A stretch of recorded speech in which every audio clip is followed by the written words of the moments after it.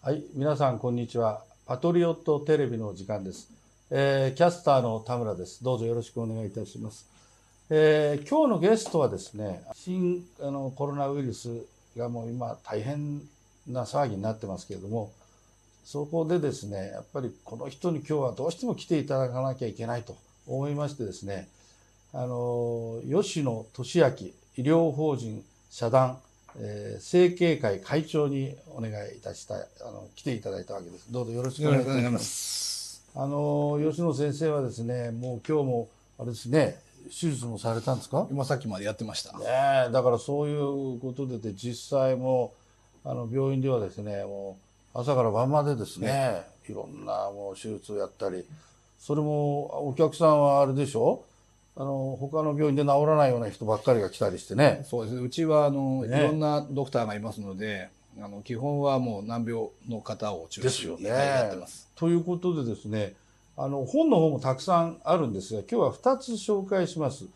医療問題アナリストとして出筆された本当に正しい医療が就活を変えるという本で、これはですね、日本の医療費問題について出筆した本で、アマゾンの医者部門で第1位ですね。それからもう一つはですね、量子波動器、メタトロンのすべて。これもアマゾンで医学、薬学、看護学、歯科学の部門で1位になったと、いうことでですね、このメタトロンの本っていうのはですね、量子物理学医療の話で、アマゾンの部門1位を取っていると。でこれが新コロナウイルスの治療に役立つと。そうですね。いう話でですね、今日は実は原博士にもね、今日はちょっとバックで来てもらっているんですけど、それを実際にね、作り出した方なんですけどね、そんなような方も今日来てますので、またよろしくお願いいたします。こちらこそよろしくお願いします。で今はですね、政府は今大変でですね、最近も新型インフルエンザ等対策特措法の一部をね、改正する法律案、これを今急いでやってましてね、でこれがそうですね、10日ですね、10日の閣議決定をして、それでその週のうちに法案を通そうと、いうようなことで一生懸命やってるわけですが、問題はですね、新コロナウイルスにどうやったら治療ができるんだと、あるいはそういう予防方法ね、それがないことがね、一番問題なんですね。で先生のね、病院でみんなマスクつけろなんてこと言ってますけど、先生の病院ではね、なんか受付でマスクをしないという話なんかもあるんですが、本当なんですか？それで大丈夫なんですか？いや、大丈夫です。本当なんですけど、まずウイルスですよね。これはもう非常に小さいものなので、なるほど。こういう空気中の飛沫しているものがもしその新型コロナウイルスがあったとしても、マスクで防ぐっていうのはちょっと無理です。現実は。なるほどね。マスクは効果はもちろんあるんですけども、それはその患者さんというかもうすでにコロナウイルスに感染した人がくしゃみとか鼻水とか涙ですよね、そういうものが飛び散って、それ経由で口とか鼻とかも、実は穴場は目なんですけどね、そういうところに入ってくるっていうのを防ぐっていう意味では、マスクをしてるっていうのは、うつさない人がマスクをしてるのには意味があるんですけども、こういう飛沫で空気中のを取るっていうのはほぼ無理ですね。そうすると病院の中はどういうふうになってるんですか、その安全対策っていうのは。後から言いますけども、そういうシグナルをかけてあってですね、病院コロナウイルスが増えないように、活性化しないようにしてあるんですね。もちろんですからあれですよ、僕らも治療をするときに特に手術なんか今日もそうですけども、感染している患者さんの血液とか体液とか唾液とか飛んできますから、もちろんそういう時は手術用のマスクとかっていうのを感染防止するんですけども、一般の方がですね、公園とか道を歩いてる時にマスクをしてるからコロナウイルスにならないっていうのはちょっと言いにくいですよね。なるほどね。というところでですね、そのウイルスについてね、それってどういうことなんだということは、意外とそれについてきちんと説明される方はテレビなんかでいないんですけど、まずウイルスっていうのは、はいはい。実は生命ではないんですよね。生き物ではないんですよね。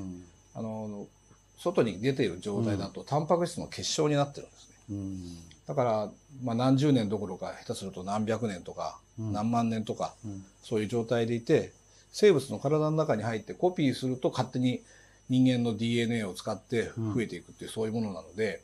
で、これはですね、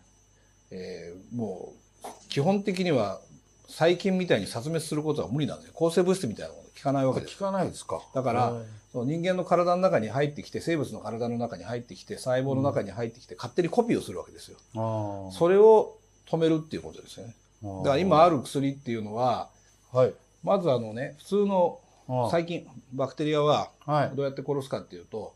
細菌の外側はこういう殻があるんですよ、細胞壁っていうね。これを例えばペニシリンというのは酵素でちぎってしまうと細胞は生きていけないから、それで即死なんですね。ペニシリンを注射したり飲んだりするんですけども、ウイルスっていうのは生物ではないので、そういうことしても死なないんです。で、この図にあるように、主に3つあるんですね。で、1つは、体の細胞ですよ、これね。細胞の中に、まず入ってしまったときに、ウイルスというのはタンパクの殻があるんですよ。タンパクの殻があって、でこの中に DNA とか RNA っていうのが入ってるんですけども、この殻を壊すっていう方法ですね。もう一つは、勝手にコピーをするわけですよ。人間の DNA とかリボゾームっていうのを使ってね。で、3つ目は増殖したら出てくるんですけども、簡単にお話しするとですね、泥棒がこの部屋に入ってくるとするじゃないですか。で、殻を壊すって言ったら、服脱がすわけです。そうすると恥ずかしくて外出ていけなくなると。なるほどね。それが1つ目の薬ですよね。もう一個は勝手にコピーをするわけですよ。自分の DNA を。だからコピー機の電源を抜くっていうのがこのポリマラーゼ阻害剤というものです。で、3番目が鍵をかけるってことです。そうすると出ていけなくなる。でも中では勝手に増殖してしまうわけですよ。つまり、服を脱がすか、コピーの電源を抜くか、鍵をかけるかだけなので、勝手にその中でウイルスが自己増殖してるっていうのは止められないんです。なるほどね。だからどうするかっていうと、そのリボゾームっていうものが人間の体の中にあるわけですけど、それでそのウイルスっていうのを殻に包んでですね、最終的には細胞の中で溶かすんです。そうやって、オートファジーっていうんですけど、そうやって溶かして殺してるわけですよね。それは誰がやるのかって言ったら人間の細胞がやるしかないんです。だから数を減らしたりとか、コピーをしたりするのは減らすことはできても、最後はオートファジーって溶かすか、ないしはインターフェロンっていうものですよね。最近ウイルス感染すると増えるんですけど、それで治すので、最後は全部人間が治してる。だから薬は効かないです。なるほど。だから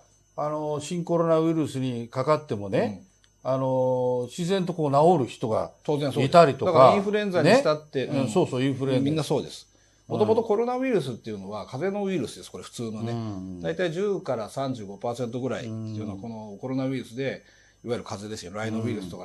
いろんなのがあるんです。アデノウイルスとかいうのがあるんですけど、だから風邪のもともとはウイルスで、それが何らかしらの形で、これはいろんな諸説ありますけども、もしかしたら生物兵器とか言われてますけども、非常にこの細胞の中に入りやすい、感染しやすいっていうふうに姿が変わってるんですね。ただ毒性はそんなに実際は強くない。なので、若い人は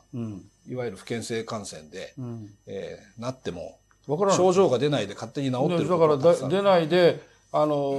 最近だと若い人があっちこっち行ったりすると、実際うつっちゃってんだけど、本人がわからないから、他の人にうつしちゃうから危ないよとかね、特に年を取った人にうつしちゃうと、その人が体がね弱かったりすると危ないよと、だから若い人も外に出ないようにしてなみたいなね、そんな話になっちゃって。確かに理屈が、今の理屈だけで言うとそうするしかないですよね。それはそうですよね。治療薬がないから、予防薬もないから、おそらく他のウイルスもそうなんですけども、こう広まって、みんなが感染すると、今度獲得免疫っていうんですけど、それに対する抗体ですよ。免疫ができるわけですよ。そうすると普通のウイルスになってしまうんですよ。だから今回の新型インフルエンザも、大変不幸ですけど亡くなる方いるかもしれませんけど、広まって、みんなが獲得免疫っていうのができたら、免疫ができればね、そうすると、毎年流行するような普通の風邪にいつかはなるんだと思いますよ。それでですね、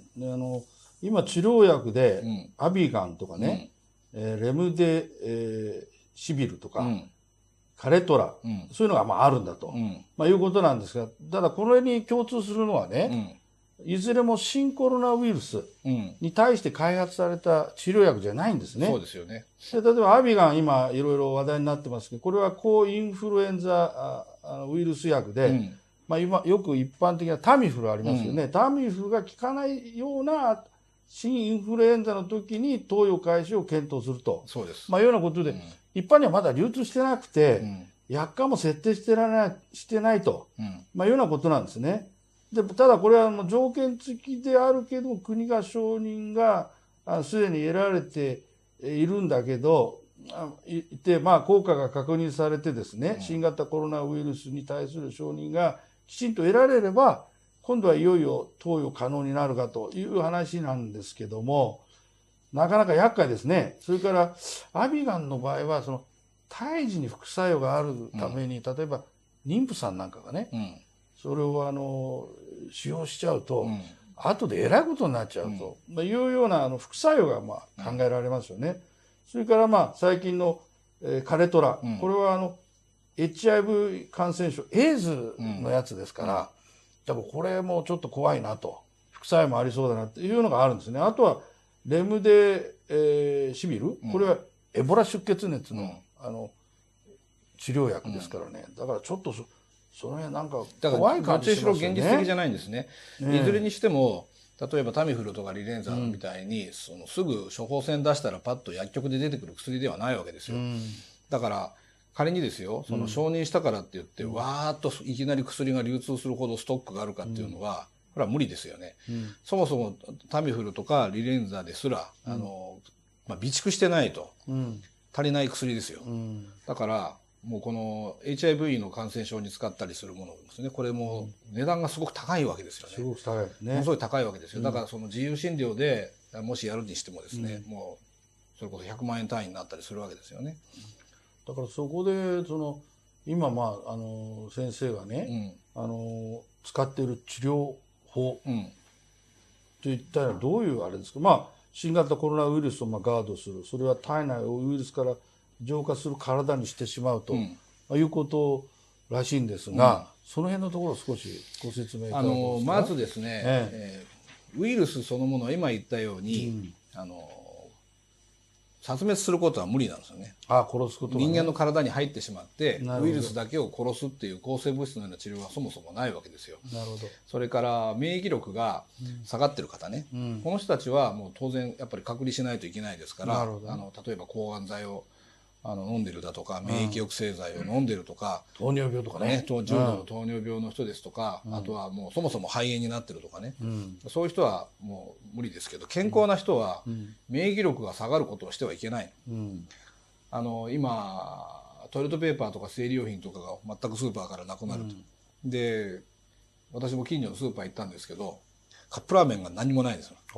カップいや本当に。でもあんまりカップラーメンばっかり食べてると逆に免疫力落ちるじゃん。だから健康な人が外にも出ないで、家の中にだけいてカップラーメンだけ食べてたらですね、それこそ免疫力落ちるわけですよ。まずいですね。そういうまず勘違いとか、そうですよね。だってそういうものを正すっていう大前提がまずあるわけですよ。だって学校に行けないからっつって、もう一生懸命ね、ゲームばっかりやってね、もう目を真っ赤にしてね、もう夜中までガーッてやってね、睡眠時間が減らして、ヘトヘトになったりしたら逆に危ないですね。それもそうだし、学校が閉鎖になったからって言って、その学校で学童保育をして結局みんな集まったりしてるわけですよ。同じことですね。同じことなんですよ。だからまず敵をちゃんと知らないと、ウイルスというものがどうなのかって。だから先ほど言ったように、獲得免疫で上げるっていうのはすぐはできないので、細胞の中に入り込んできたものをちゃんとやっつけるっていうのは、人間が健康で免疫力がある状態じゃないといけないわけですね。だからそれこそ適度な運動してるとか、変な食べ物ですね、加工食品を食べ過ぎないとか、ファーストフードを食べ過ぎないとか、ちゃんとそういうものをきちんと食べているという、そういう前提にしないと、もうなんかこうやってれば予防できるんですかっていう、そういう問題ではないわけ。そうするとあれですよね、やっぱりきちんと規則正しい生活をきちんとして、そしてまあ睡眠も十分とってそうです。適度な運動もしておくと。そうです。だかそれでら体力にそう感染の強くしておくと。恐れがない場所に行ってえちゃんと歩いたりしてることとかっていうのはとても大事ですよね。まあそれから2番目は、うんこれはもう今の医療のアンチテーゼになってしまうんですけども、うん薬っていうのはみんな生化学物質です。あ化学ですね。あだから化学で解決することっていうのがもう無理なの。なるほど。だからどうするかっていうと次はもう物理学でやるしかない。うんで例えばですね体の中に酵素っていうものがありますね。うんで例えば ATP でも何でもそうエネルギーを作るときに人間がもしも合成して何かしようとすると、それこそ火で燃やさなきゃいけないとか、ものすごい電圧をかけなきゃいけないっていうのを、人間の体の中っていうのは、もう体温でやってるわけですよ。ものすごい化学工場なわけですよ。それは何でやってるかっていうとさっき言った生化学でやってるんじゃなくて実際は全部物理学で動いてるんですよ。なるほどね。でそれと同じ理屈をですね、医療に使うっていうのがその次のテーマになりますです。なるほどね。それで今実際に新型コロナ対策でどんなことをされてますかね。まずですね、第一のことをちょっとお見せしたいと思います。あるヘッドホンの会社があるんですけども、このよく有名な会社ですけども、ノイズキャンセラーっていうんですが、外の音を周波数を拾ってるんですね。そうそうそう。あるんですね。拾ってる。そうするとその周波数の逆位相っていうんですけど、それをかけるんです。そうすると元の騒音の波っていうのがあるわけですよね。これ全く逆の波をかけると波は消えてしまいます。つまり外の音をマイクで拾いながら逆位相をかけてるとヘッドホンの中はシーンとした音になるわけです。だからそこに音楽をかけると綺麗な音が聞こえるんですね。最近ね僕もねヘッドホン買ったんですよ。びっくりしましてね。だから歌だけこうね、スマホかなんかで来て、うわすげえなと思って、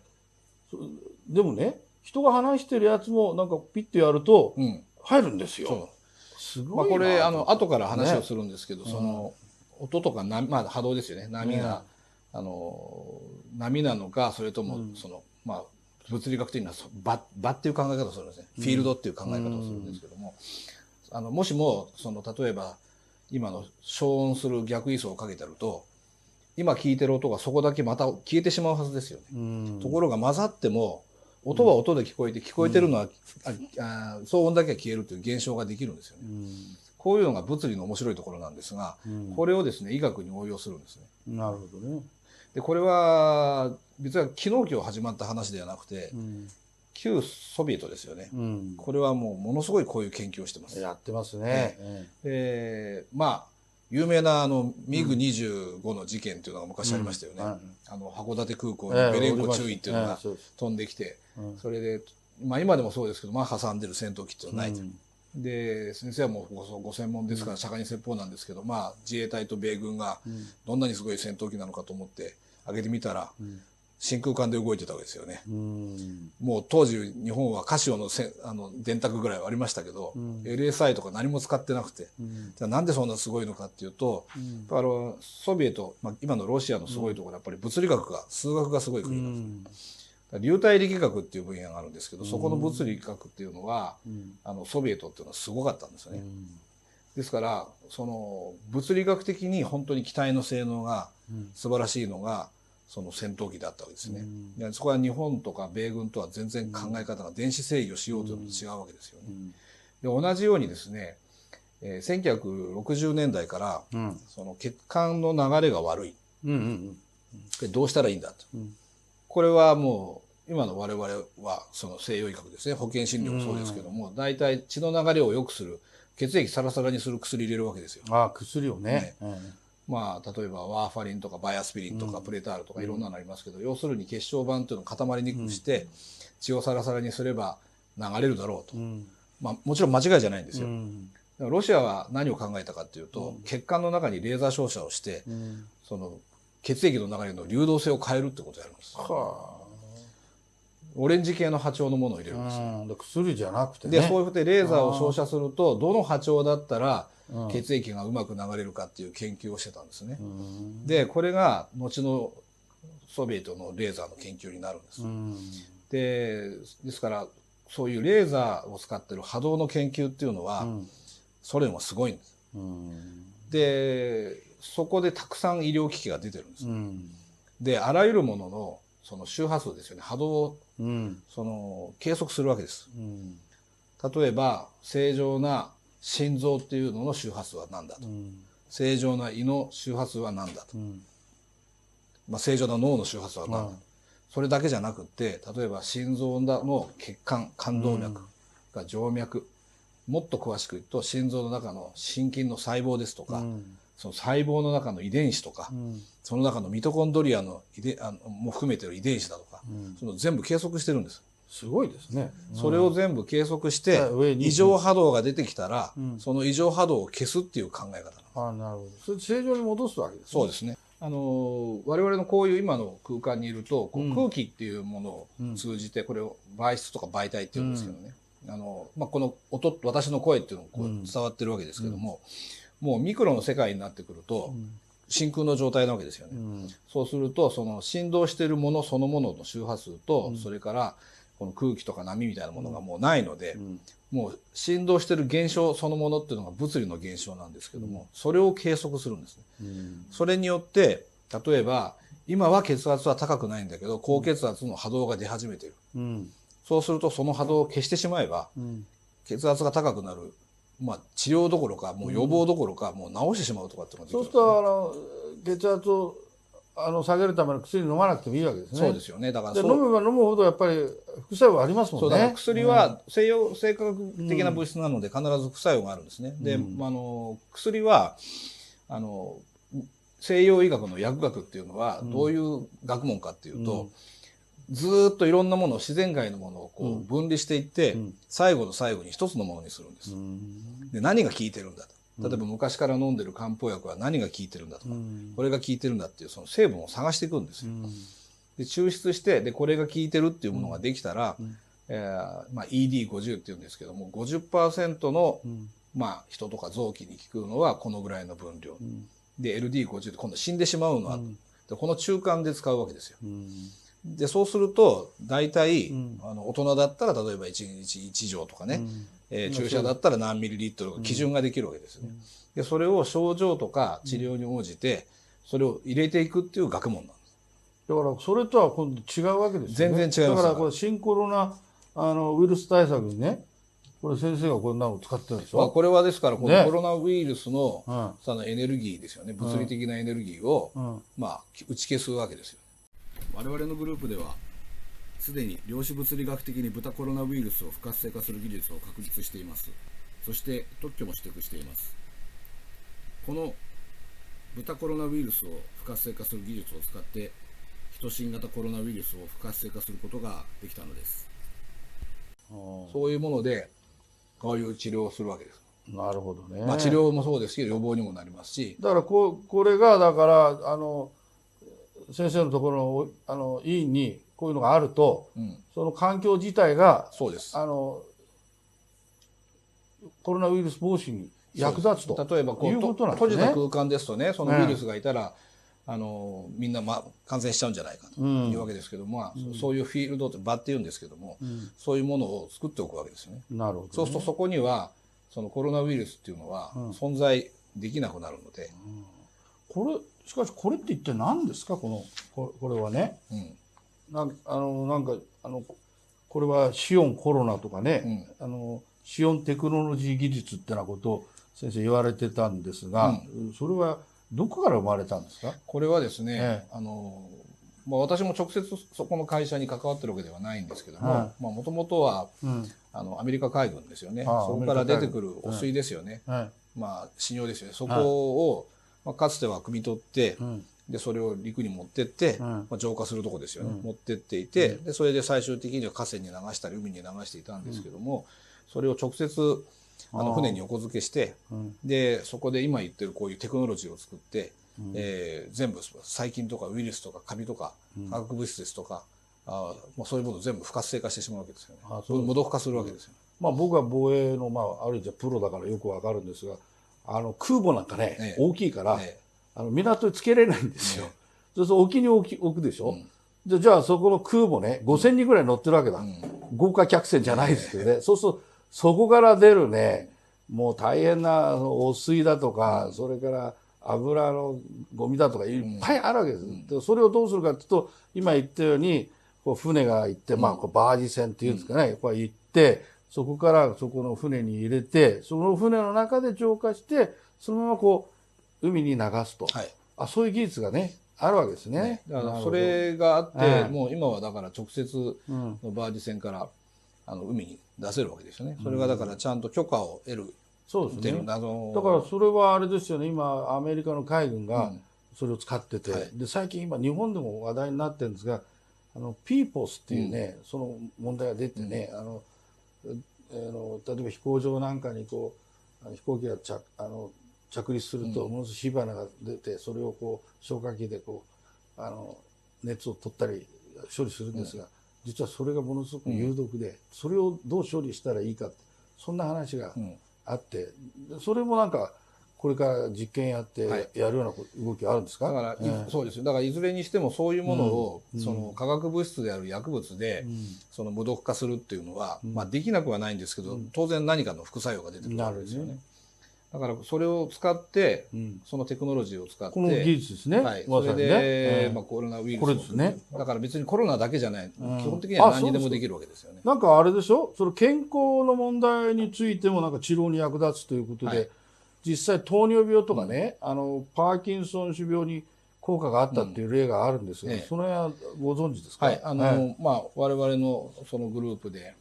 まあ、そういう治療をやってる方がいて、でまあ、普通でしたらもう足を切断するような人も、薬で使うんではなくてこういう、シグナルを入れるテクノロジーをして、治療をして、まあ、命を取り留めたりとかね、足を切断せずに済んだりとか、そういうのはいくつも例があるわけですね。だからあれですよね、最近僕も最近実際見たんですが、千葉県の方でね、有名な亀田病院とかね、東京大学の東大の病院に行って、それで糖尿病って大変なんですよね。こう指がこうね、こう溶けてきちゃってね、そうするとそれすぐ切っていかないからですよ。でどんどん切っていかないんですよ。でそれで大変だっつって、で今日見えてるね、原博士が、ソウルの病院に連れて行かれて、それでこの治療を施して、これ点滴と、なんか針だそうですね、針治療をして、でそれでこう治って、その方も見ましたけどね、びっくりしましたよ。足のね、指がね、きちっと。だからいずれにしてももう、いわゆる生化学的な薬ではもう無理なことなので、これからおそらく医療はですね、薬で、症状を消すとか、それから痛みを取るとかっていうことから、そういう病気が出ているそのフィールドっていうものを物理学的に消していくっていうね、多分そういう表現が一番普通の方にも分かりやすいと思うんですけど、そういうことをしていくと。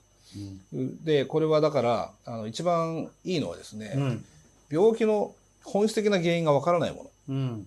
例えばパーキンソンディジーズもそうだし、いろんなのあります。うちに来ている患者さんですと、例えば多発性萎縮症って言いまして、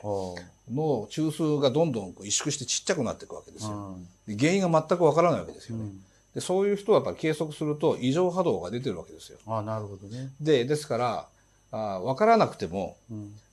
原因が分からなくてもそれを消すっていうこと自体は物理的に可能なわけですよ。なので医療の革命になると思いますよね。現時点では今分からない病気があった時は本当の対症療法で、炎症があるんだったら最終的にはステロイドを使う、痛みがあるんだったら鎮痛剤が効かなくなったら最後は麻薬を使う。なるほどね。もうそういうのですけども、だからわけの分からない病気ほど物理学的な治療は得意なわけですよね。これの技術ね、聞くところによりますとね、今厚生労働省の医薬品審査課を通じてですね、現在国立感染症研究所でね、いろいろテストしてもらってるらしいんですよ。でこれね、なんか2週間ぐらいでね、その結果が出るということなんですけどね、まあそれは出てからやればいいんだけど間に合わないよね。間に合わないですよね。それでまあ先生は実際こういうものを使ってね、まあいろんな患者さんに役立ってくるというのは現状ですよね。これの面白いところは、例えばまあ、精製水とか、まあ、水道水でもいいかもしれませんけども、そこにその場をかけてるので、化学的な化学的な生化学的な作用はこれは水は水なんです。で我々がそのこのテクノロジーでないさっきの、まあ、波動でやってる時もそうなんですけども、基本はだから何も起こらないですよね。だから副作用がない治療です。だからこれなんかねこういうのあるでしょ、こうやって飲んでもいいしね。だから目がこうあれだとこうやってやるとかね、だから害ないんですね。害はないです。だから基本はだから科学的に調べたら水しか出てこない。だからこれ喉がちょっと調子悪いなと思ったらこれやるとかね、そうするとうまくいきますね、これね。今のコロナウイルスは、鼻とか口からの受けの感染じゃなくても結膜感染も目よね。だからまあマスクもちろんしてないよりはしている方がいいのかもしれませんけど、マスクはしてますけどね、目は守ってない。目のマスクって誰もしてないですよね。だからそうすると目からみんな入っちゃうし、最近今ね、新コロナウイルスよりも実は日本は花粉症の方が大変で、もうみんなシクシクしちゃってるんですよね。だから花粉症も花粉の波動を消すそういう場をこれがあるかければ別のやつできますよね。そうするとすごく喜びます。うちのかみさんなんかめちゃめちゃ喜びますよ。今日ここ来る時新橋駅でキャディさんみたいなバイザーをかけてる30代の女性がいましたけど、マスクをして。それはもう花粉症でしょ。花粉症なのかコロナウイルスなのかは分かりませんけど、だからそれをねまあもちろんその人がそれやってること自体は日本は自由な国だからいいんですけども、いずれにしてもちょっと実際ナンセンスですよね。だからこれってあれですよね、害がないんですよね、人体にね。そうです。だからそこがやっぱりいいですよね。他の治療薬だとなんかありそうだと、例えばこれを効くかもしれないけど、例えば赤ちゃんにね影響を与えるとかね、そういう心配あるでしょ。これはどうなんですか。だから影響あるんですか。ないですよね。ないですか。やっぱりそれが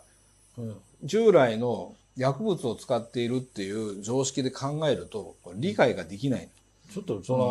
分からないですよね、そこらね。分からない。だからそれは薬じゃないわけですよ。だからだからもう薬効はありますけど、薬のさっき言った定義っていうのは全部化学なんですよね。なるほどね。化学で生化学的な世界が違うわけだ。で、例えば体の中に入ったらどういう化学反応が起きるか、例えば肝臓に入ったらどういう代謝が起きるのかと、でそれによって最終的にどうやって腎臓でろ過されて体から捨てられるかっていう学問が薬理学っていう学問なんですけども、要するに今の現代医学っていうのは全部生化学なんですね。ところが検査は物理学なんですよ。例えば放射線レントゲンですよね。レントゲンっていうのは電磁波です。電磁波ですよね。可視光線なんかそうですね。赤等黄緑青卵子っていう順番に波動があって、紫ですよ。紫の外側が紫外線で、X 線とかベータ線とかガンマ線、まあ全部同じものです。周波数が違うだけです。でこういうものを使って何だったら体の中を通り抜けるのかっていうのを物理で調べて、で骨だと通り抜けない、でそうじゃない筋肉だとか皮膚が通り抜ける、そういうのが適切なのはちょうど X 線なわけですよね。それを観光する。今はもうみんなデジタルですけど、そうすると白とか黒とかコントラストがつくわけですよね。でやるっていう物理の学問ですよね。MRI もそうです。あれも磁気です。あれは磁気も同じ波動ですよね。電磁波ですよね。あれで N 極と S 極に体をしておくと、全部細胞の向きが揃うわけです。ポンと解放するときに出てくるポジトロンというものを計測しているのが、MRI ですし、心電図もそうですよね。心電計も実は体中に電気が流れて電流が流れていて、でそれを電極つけてですから調べるわけです。でもじゃあ心臓の治療どうするかというと薬飲むわけですよ。だからね、そこですよね。だからよくわからないんですよね。だから今、先生が言われた話をね、こう視聴者の皆さん聞いててね、よくわかったっていう人はほとんどいないと思うんだけど、ただ問題は例えばこれが結果としてね、効果があったと、そこだと思うんですよね。でそこはだから先生は自信を持ってこれを使ってるわけだ。そうです。だから私はその厚生省から認可がなくても一応使ってるわけだ。いいわけだからということですよね。まあだからその誤解をねするところですけど、厚生省の認可を取る必要がないんですよ、これは。だってそうですか。もちろん我々が自由診療でやってるので、私が院長ですから、僕の責任の名において使うっていうものもあるんですけども、基本はだから薬品ではないんですよ、これはね。水なんです。基本的にはまず一応本当に少ない量で済むので、多分加湿器のようなものに入れてね、そうですね。それで加湿器ね。それでその学校これはまあ携帯ですけどね、そうじゃないのもあるし、閉じた空間ですよね。あと大きいやつをね、そうしておくと助かりますよね。今いや例えばいろんな大阪でしたっけ、ライブハウスでみんながなったって言いますけども、そのライブハウスに加湿器でこれをやってれば、そこにいればいるほど逆にだから感染しなくなるわけですよ。でしょ。そうなんですよね。だからそこが閉じてる空間ほどこういう物理学的な治療っていうのは効果が出るので、まあいろいろ昔がん治療でね、もう非常に効果があるって言って丸山ワクチンですか、ああいうのもありましたよね。まあがんも今の見解は遺伝子異常でまあがんが増えてしまうっていうことなんですけども、丸山ワクチンっていうのはご存知に結核のもともと治療薬で、で免疫力が上がると実はがんが治るって、だからがんも同じなんですよ。なるほどね。がんになってからがんを取るか、がんを抗がん剤で溶かすか、放射線で焼き殺すかじゃなくって、人間が免疫力を上げてがんに駆逐するって、だからそういうのもまあ免疫上げるっていうことだって実はこういう波動ですとか、トーションフィールドって言い方しますけど、場を作ってでそこのシグナルを与えるっていうのは免疫を上げることですら可能なんですよ。で今の西洋医学では免疫を下げる免疫抑制剤ってありますけど、免疫上昇剤ってないんです。だからね、だからどんな薬を使っても必ず免疫は下がるんですよ。解熱鎮痛剤を使ってもステロイドを使っても一時的に炎症を取ったりとか痛みを取ったりはできますけど、最終的には免疫が下がっていくので、慢性疾患になるとずっと病気のまんまですね。結果になるわけそうすると薬だけいろいろねたくさん飲ませられてね、うまくいかないですね。だからやっぱり2つですよね。1つは一番最初言ったように、そもそも健康になるっていう生活をしてるかしてないかと、これがもう大前提ですよ。だからあれでしょ、先生のところへ行く患者っていうのは、いろいろな薬の飲んでるやつを、最初はその薬をできるだけこう飲まないようにしながら、そして治療をして、免疫力をアップするっていう。そうです。だから本当にお風呂の入り方とか、歩き方とか、あと点滴とかね、点滴もそうですが、そういうことをして、で同時にこっちをやって、だからこっち側が物理的な治療で、こっちが生活習慣で、もちろんものすごく痛いとかっていうのは、薬は特効的に効きますよ。だからそういう時はもちろん使うんですけども、だから本質的なやっぱり治療をこれからしていかないといけない。そういうことですね。あとそういうことで時間も来てますので、先生のね今回のいろんな動きに対する、コメントというか見解というか、まずやはり免疫力の落ちてる人は、なんとかしなきゃいけない。特にもともと肺炎になってるとかね、病気を持ってる人とか、あとは高齢者ですよね。高齢者って言ってもただ単に高齢だっていうだけじゃなくて、やはりお年を召してる方の方が基礎疾患で糖尿病とか高血圧、高脂血症とか、あるいは場合によってはがんなんかがあるので、こういう人はやはり弱者なんで何が何でも助けなきゃいけないし、ただ若い人ですよね。若い人は過剰に恐れすぎては僕はいけないと思います。昨年で普通のインフルエンザで3500人ぐらいの方が亡くなっていて、で1月の一番ピーク時は1日54人亡くなってたんですよね。2019年はね。だからそれに比べたらですよ、なんかすごいそんなになってないし、現時点でもインフルエンザで亡くなってる方の方が絶対多いはずです、これはね。で結果としてみんながコロナウイルスに恐れるから、みんながマスクしたりとかでやるかないから、インフルエンザは多分すごく少なくなってるはずなんですよ。そうらしいですよ。ですからコロナウイルスそのものはですね、今回の新型コロナウイルスは感染力はものすごく強いらしいですよね。まだ正しいデータ出てないですけど、インフルエンザなんか上みたいですけども、若い人がなってしまっても、その人たちが今度抗体を持つ時期っていうのは必ず近くに来ます。おそらくであろう3月の末から4月ぐらいだと思いますけども、そうすると気温も暖かくなってくるし、乾燥も少なくなってくるから、いずれおそらくその頃には収束するでしょうけど、そうなったら過剰に恐れるのはやっぱおかしいと。それよりもそもそも論ですけどね、がんで毎年40万人の方が亡くなってるとか、自殺が毎年3万5千人いるとか、桁が3桁とか4桁とか違いますからね、それが国はちょっと考えなきゃいけないじゃないかと私は思ってるぐらい、それに関する医療費とか、もうすごい金額ですからね。いやもう大変ですよね。だから、もちろん今こういうものがなければ、今やってるので正しいんですけども、ちょっと視野を広げて、